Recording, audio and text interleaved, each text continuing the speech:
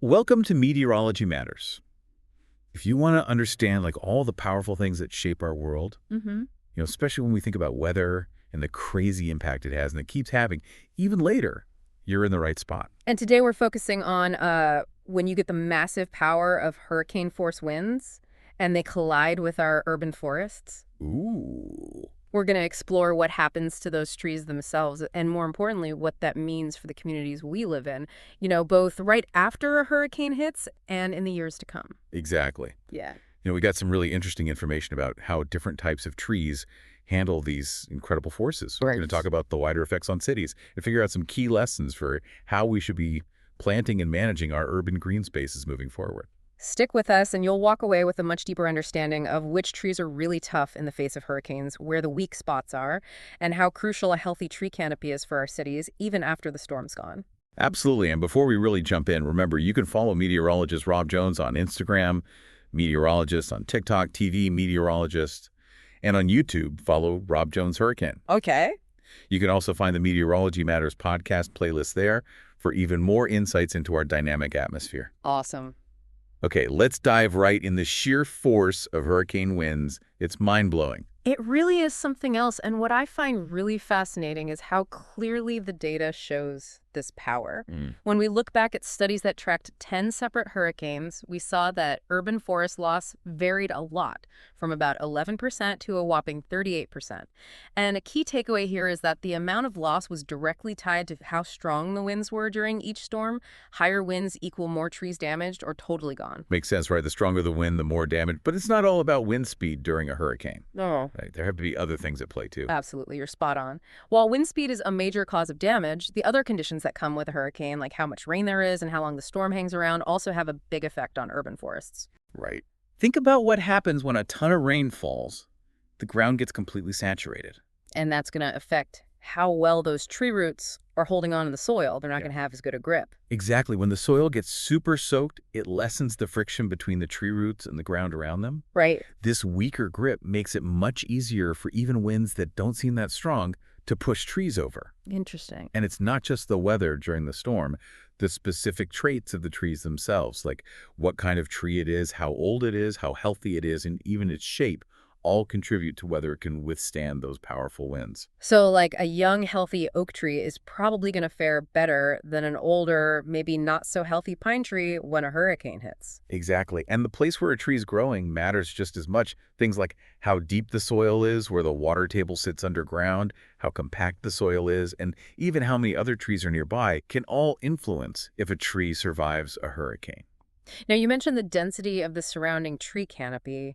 How does that play into a tree's vulnerability? Here's where it gets interesting. Think about Pensacola, Florida, which has traditionally had older and denser tree canopies, versus Miami, which tends to have younger, more spaced out tree cover. Okay. Research has actually shown that Pensacola had more damage to its urban forests during hurricanes compared to Miami. That's kind of surprising. You'd think that a denser canopy would provide more protection, Yeah. as a group. Yeah, you might think so at first, but remember we talked about soil depth. Right. In places like Miami-Dade County, the soil can be super thin. Sometimes only about a foot deep. Trees in that kind of shallow soil are naturally more likely to get uprooted no matter how dense the canopy is around them. This really shows how interconnected all these factors are when we're trying to figure out how vulnerable a tree is to hurricane winds. So the key takeaway is it's not just about how many trees you have, but where their roots can actually grow. Even a dense canopy is vulnerable if the soil is shallow. Right. That makes a lot of sense. Yeah. I remember reading something about trees growing in groups, having a better chance of surviving. That seemed really interesting. It is super interesting. The research done after hurricanes Ivan and Jeanne showed something pretty clear. Trees that were growing in clusters of 5 or more, and by clusters we mean about 10 feet apart, but not in a straight line. They had a much higher survival rate than trees growing on their own. We're talking about a boost of around 10% in both of those major storms. 10% can make a huge difference when you think about how widespread the damage is from a hurricane. Why would being part of a group offer more protection? The main idea is that it's all about having enough space for the roots to grow. I see. When trees have room to spread their roots and growing in a group rather than being totally isolated often means the roots can connect and form a stronger network.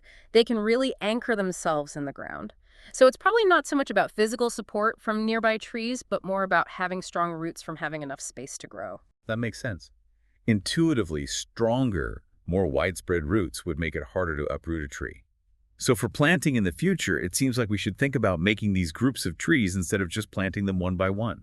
Exactly, and it's not just about planting them close together. Right. Having a variety of tree species, mixing in trees of different ages, and even including shrubs and smaller trees underneath the main canopy, all of that can make a community's urban forest much stronger.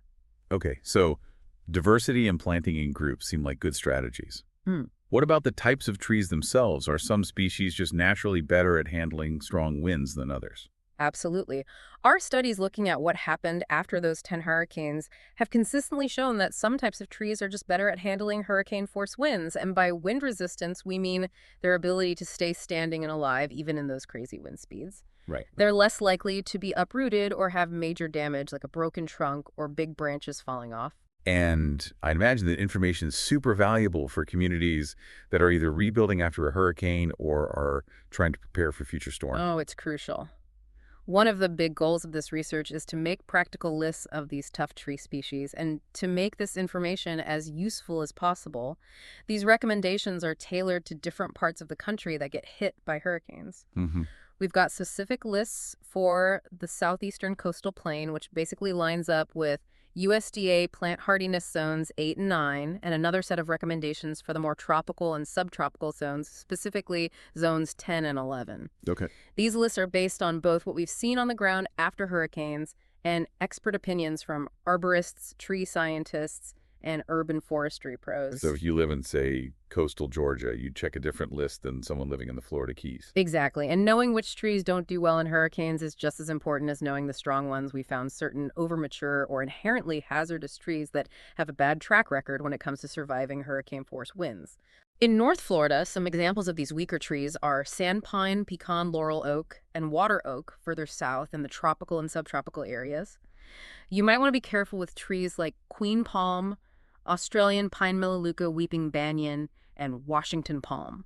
So it might even be a good idea to proactively remove some of those weaker, more vulnerable trees if they're old or could pose a danger to property or people. That's definitely a smart move that communities and homeowners should consider replacing trees that are on their way out or known to be weak in strong winds with groups of more resistant, longer living species like different kinds of live oaks can really help build a healthier and stronger urban forest that provides better long-term canopy cover and more biodiversity. It's like an investment in the future of our green spaces.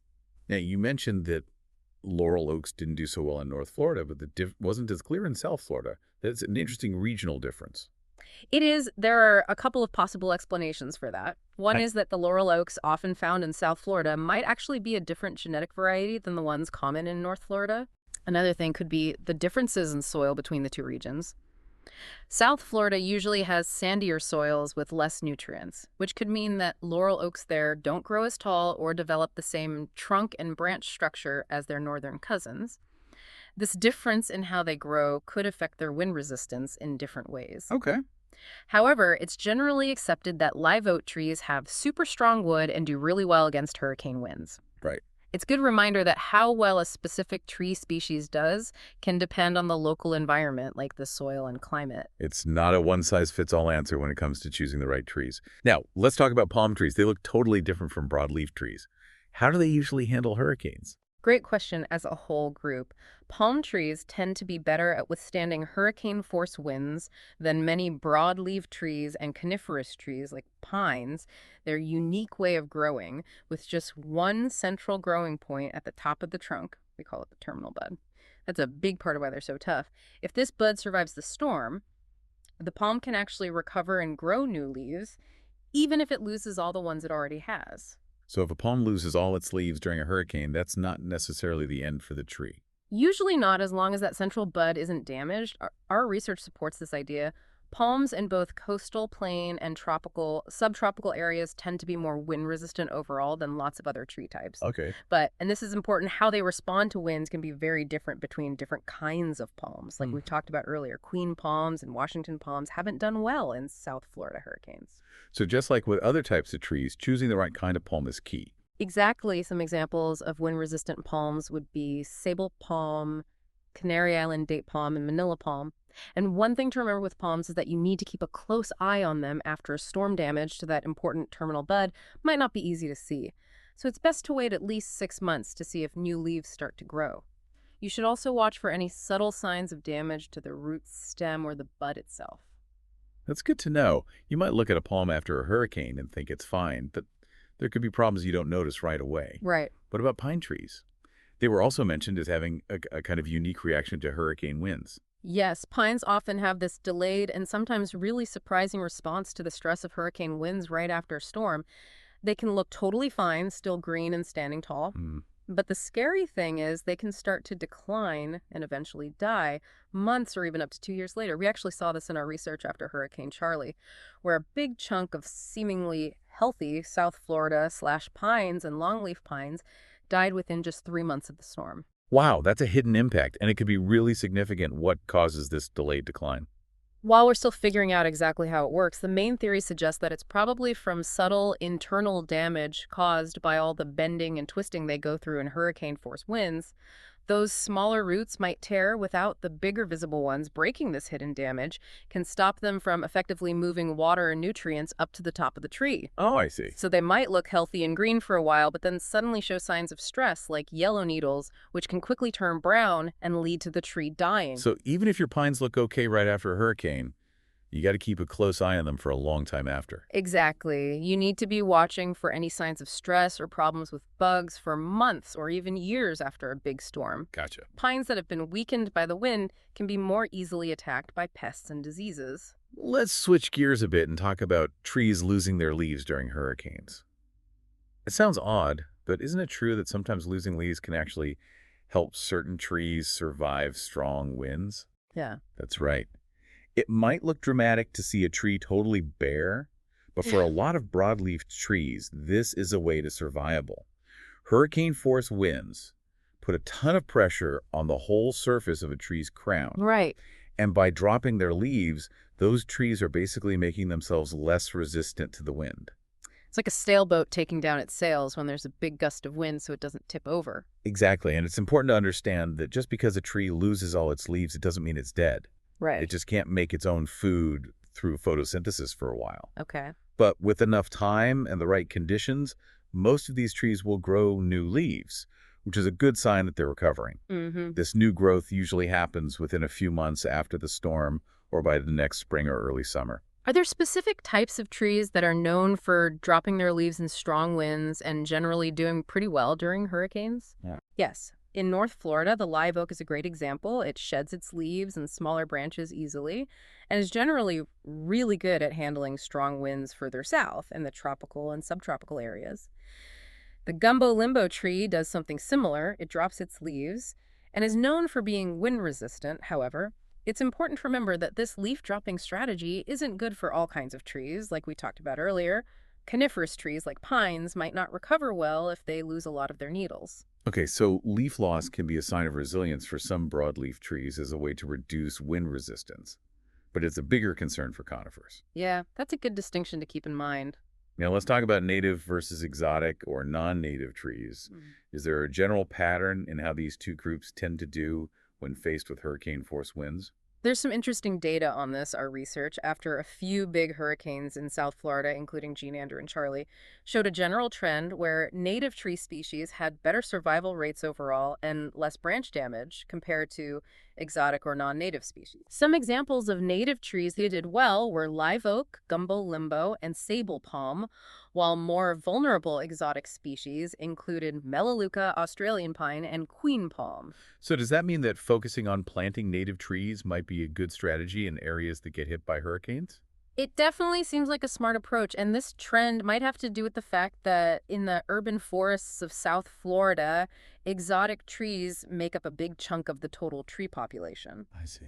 However, things aren't quite as simple when we look at other areas. For instance, when we looked at the impact of Hurricane Ivan in North Florida, we didn't see that same clear pattern of native species always doing better than their exotic counterparts.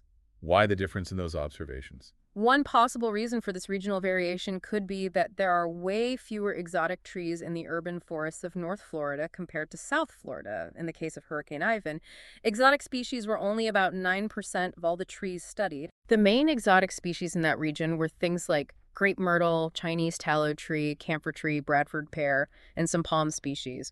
We also saw this trend of native trees surviving better in South Florida when we compared it to what happened after Hurricane George's in Puerto Rico, which had very few native tree species included in the measurements. Hmm. It's also interesting that Hurricane George's was a weaker storm with lighter winds, and there weren't any statistically significant differences in survival rates between the native and exotic species in Puerto Rico.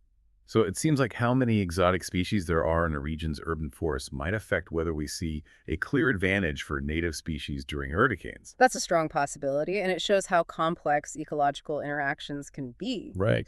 And of course, there are tons of other good reasons to plant native trees, like their importance for local wildlife and helping to preserve native ecosystems. Let's talk more about individual trees.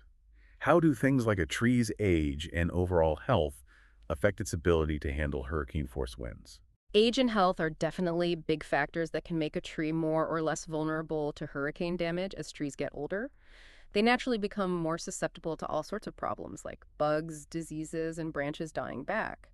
Older trees also tend to become less flexible and might have picked up some minor damage over time from past storms or other stress, which makes them more likely to break in strong winds. Right.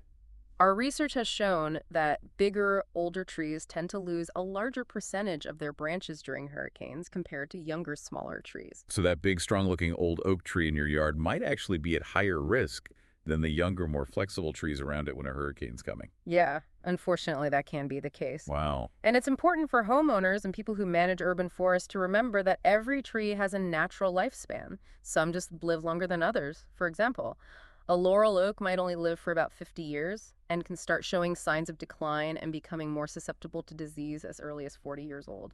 As a tree gets close to or passes its typical lifespan, the risk of it breaking in strong winds goes up, and the potential for it to cause a lot of damage if it does fall also increases. That makes sense. Yeah. So thinking about the natural lifespan of different tree species should be a big part of how we manage our urban forests. Absolutely.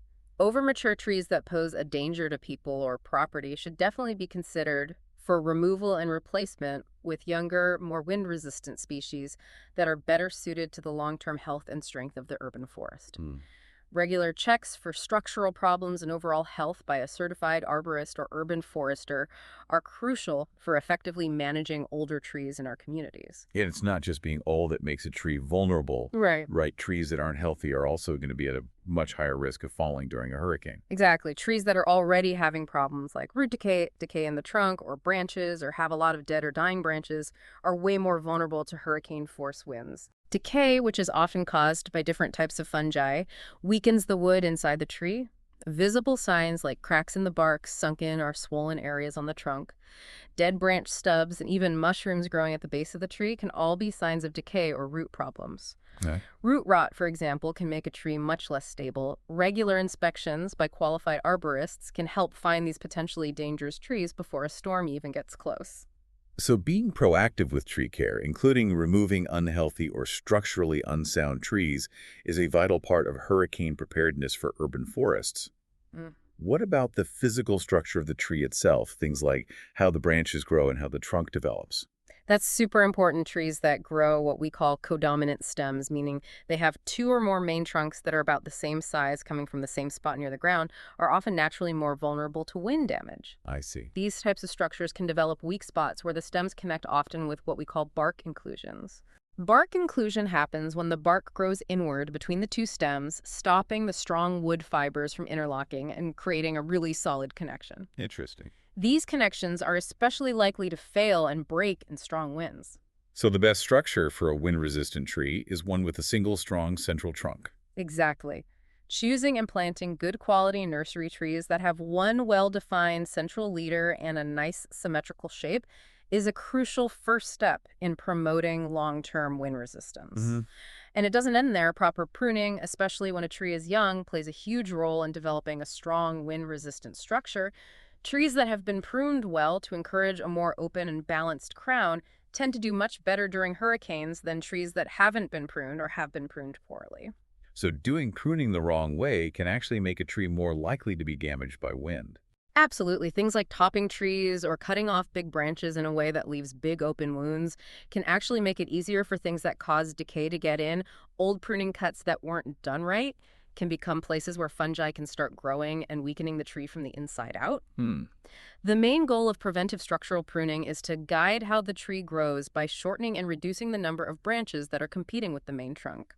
This helps the tree develop a strong central leader and well-spaced, smaller branches. Right. And of course, picking the right type of tree for the spot, thinking about how big it's going to get, and not planting big trees under power lines can reduce the need for drastic pruning later on, which could damage the tree. This all really highlights how important good tree care practices are, from choosing the right species to planting it correctly and taking care of it as it grows.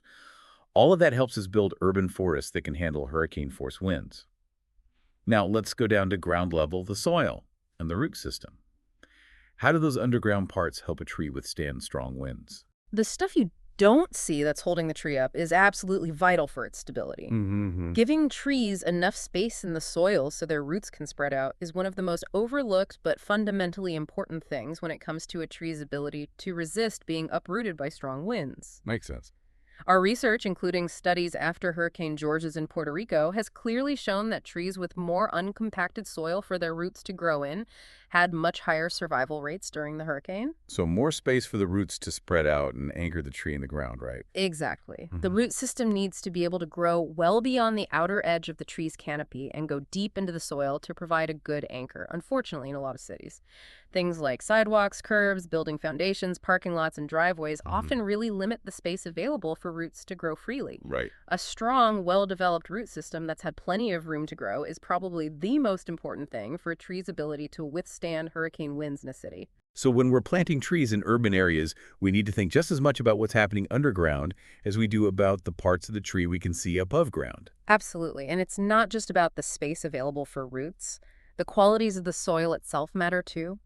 Things like having enough soil depth, at least 3 feet in most cases, a deep water table in soil that isn't too compacted, all contribute to healthy and extensive root systems, which means better wind resistance trees planted in shallow or heavily compacted soils, especially if they don't drain well or have a high water table, tend to develop weak and shallow roots, making them much more likely to be uprooted in strong winds. And it's not just about the existing soil conditions. We also need to be super careful not to damage the roots of trees that are already there. Right. The network of roots under a tree's canopy is vital for keeping it stable, and many of the biggest, most important support roots are close to the surface. Cutting or damaging these main anchoring roots, especially within the area under the tree's crown, seriously weakens the tree's ability to stay upright in strong winds. It's really important to avoid damaging roots during any kind of construction, and a good rule of thumb is to never cut any roots closer than 5 times the diameter of the tree trunk. Okay. Once those crucial anchoring roots are damaged, the tree's stability is compromised, sometimes beyond repair. This has been incredibly insightful. It's amazing how complex the impact of hurricanes on our urban trees really is. Now, I came across a more recent example about Tampa losing a lot of tree canopy because of hurricanes in 2024 and how that could lead to rising temperatures in the city that really brings home the real-world implications of this issue, doesn't it? It does. The hurricanes in 2024 had a very real impact on Tampa's urban tree canopy. Early estimates suggest a loss of up to 5% of the city's tree cover. Wow. This isn't just about losing trees visually, it has real consequences for the health and environment of the city. Because mature trees provide so much shade, which is crucial for keeping cities cooler, especially during those hot summer months. Exactly. Studies have consistently shown that the shade from a healthy tree canopy can reduce surrounding air temperatures by as much as 6 degrees Fahrenheit. That's a lot. And when you consider that summer temperatures in Tampa often get into the 90s, a 6-degree difference is huge. It can really affect how comfortable people are, how much energy they use for cooling, and even public health. So losing that much tree cover is expected to make temperatures in Tampa even hotter. That's what's expected, and unfortunately, efforts to replant and restore Tampa's lost trees have been made harder because of cuts to federal grant funding, which makes it tougher for the city to invest in the tree planting and care needed to counteract those potential temperature increases. Right. This situation really shows how widespread and long-lasting the effects of hurricane damage can be on our cities, and it highlights how important it is to plan ahead and have the money for effective recovery and building long-term resilience. It's a powerful reminder that the impact of these storms goes way beyond the immediate effects of wind and rain. The health and extent of our urban forests play a vital role in the well-being of our communities. For sure, having healthy and thriving urban forests provides so many benefits to our communities, from shade and cooling to cleaner air and water, and just making life better for residents when those trees are damaged or lost because of natural disasters like hurricanes. The negative effects can last for years. So as we can see, the impact of hurricanes on our trees is a multifaceted issue with immediate and long-lasting consequences for our urban environments. Everything from the traits of different tree species to how they're planted and cared for influences their ability to withstand these incredible, powerful storms. And as we've learned with Tampa, losing those trees can even have a measurable effect on a city's climate. Understanding these complex dynamics isn't just for arborists and city planners. It empowers each of us to make smarter choices about the trees in our yards and in our communities, helping to create a more resilient and sustainable urban environment for the future. We encourage you to really look at the trees around you and maybe even explore the specific wind-resistant tree species recommended for your area. Yeah, It seems like a small thing, but it can make a big difference when we face these severe weather events. absolutely. For more deep dives into different weather phenomena and how they affect our world, be sure to follow meteorologist Rob Jones on Instagram, meteorologist on TikTok, TV meteorologist, and subscribe to Rob Jones Hurricane on YouTube. You can find the Meteorology Matters podcast playlist there. Sounds great. Keep exploring the fascinating world around us, keep learning new things, and we'll see you next time on the Meteorology Matters podcast. Here's a final thought for you to consider, given everything we've talked about today about how vulnerable older trees are in hurricane-prone areas. How can communities strike a balance between the beauty and historical significance of large, mature trees and the growing safety risks they might pose in a changing climate that could bring us more frequent and stronger storms? It's a tough question without any easy answers, but it's one that communities will probably need to address more and more in the coming years. Thank you for listening to Meteorology Matters. See you next time.